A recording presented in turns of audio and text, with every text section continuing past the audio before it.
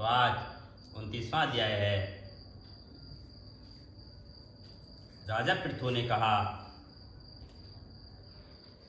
कि हे नारद जी, आपने कृष्णा और वेणी नदी के तट पर बनिए और कलह ने जिस प्रकार की मुक्ति पाई है वह सारी कथा हमें सुनाइए। और मैंने भली प्रकार कथा सुनी तो देवर्षि, यह कार्य उन दोनों नदियों के प्रभाव से हुआ था और यह इस क्षेत्र के प्रभाव से हुआ था। कृपा करके मुझे यह बताने की कृपा किए, क्योंकि मुझे संदेह है। तो देवर्षि नारद जी बोले कि कृष्ण नदी साक्षात भगवान श्री कृष्णचंद्र जी महाराज का शरीर और वेणी नाम वाली नदी भगवान शंकर का शरीर है। इन दोनों नदियों के संगम का महात्म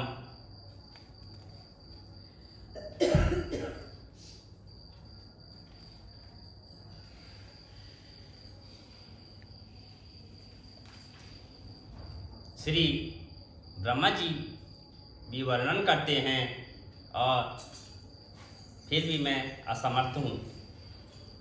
फिर भी चूँकि आपने पूछा है तो अतः मैं आपको इनकी उत्पत्ति का वृत्तांत सुनाऊंगा।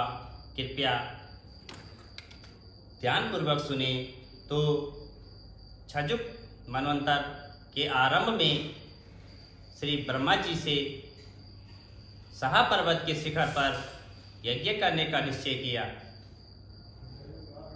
वह सब देवताओं, भगवान विष्णु, भगवान शंकर और यज्ञ की सारी सामग्री लेकर उस पर्वत के शिखर पर गए।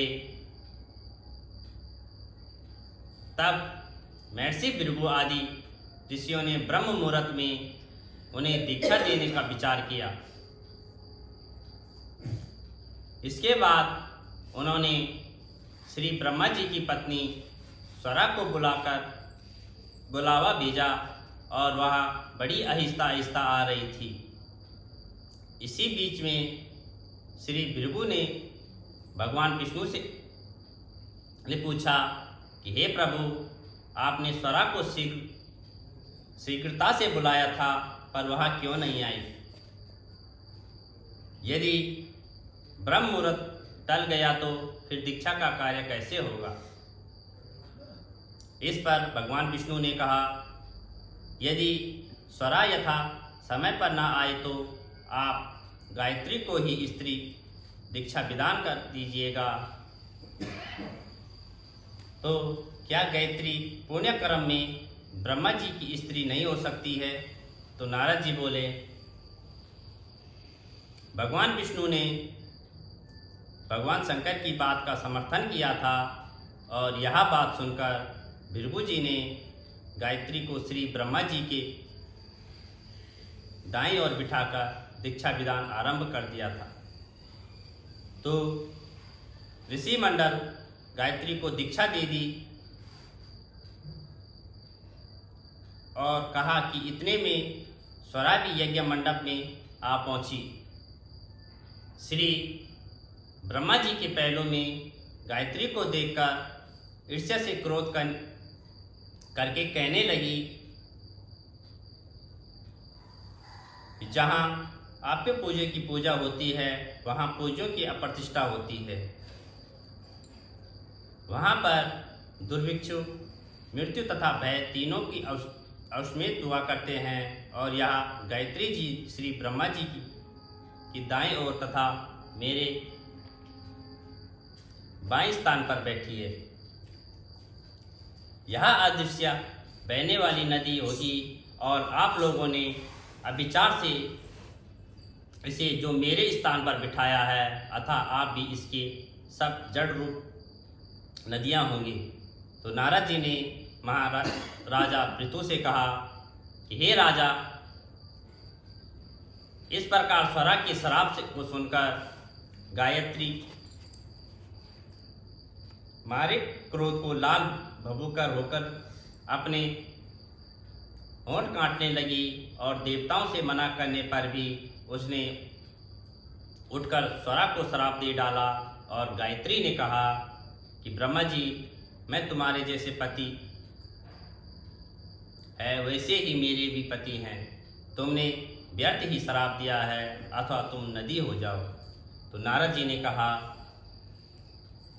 यहाँ तो देवताओं में खलबली सी मच गई है। अब स्वरा को दंडवत प्रणाम करके कहने लगे कि हे देवी, तुमने जो ब्रह्मा आदि सब देवताओं को शाप दिया है, इससे यदि हम सब जड़ रूप नदियाँ हो जाएंगे तो फिर निश्चय ही तीनों लोक नष्ट हो जाएंगे, क्योंकि यह शाप तुमने बिना विचार किए दिया है, अथवा तो तुमको इसको वापस लेना होगा। तो स्वरा ने कहा कि हे देवतागण, क्योंकि आपने यज्ञ के आरंभ में गणेश पूजन नहीं किया है, इसीलिए यहाँ विघ्न उपस्थित हो गया, तो मेरा यह शाप कभी खाली नहीं जा सकता है। और इसीलिए आप अपने अपने अंशों से जड़ीभूत होकर अवश्य मेघ नदी बनाएंगे, और हम दोनों सौते भी अपने अपने अंशों से पश्चिम में बहने वाली नदियां बनेंगी। तो देवर्षि नारद जी ने पृथु से कहा, स्वरा के यह वचन सुनकर सभी देवता विष्णु शंकर आदि अपने अंशों से नदियां बन गई, और भगवान विष्णु के अंश से कृष्णा, भगवान शंकर के अंश से वेणी तथा ब्रह्मा जी के अंश से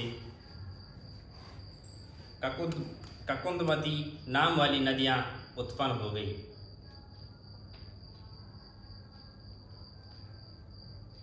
तो सभी देवताओं ने अपने अंशों को जड़ बनाकर वही शहर पर्वत पर फेंक दिया, और फिर भी उन लोगों के अंश अलग अलग नदियों के रूप में बहने लगे। तो देवताओं के अंश में से पूर्व वाहिनी तथा उनकी स्त्रियों के अंश से सैकड़ों व हजारों की संख्या में पश्चिम वाहिनी नदियाँ उत्पन्न हो गई, और गायत्री और स्वरा दोनों पश्चिम वाहिनी में नदियाँ होकर एक साथ बहने लगी।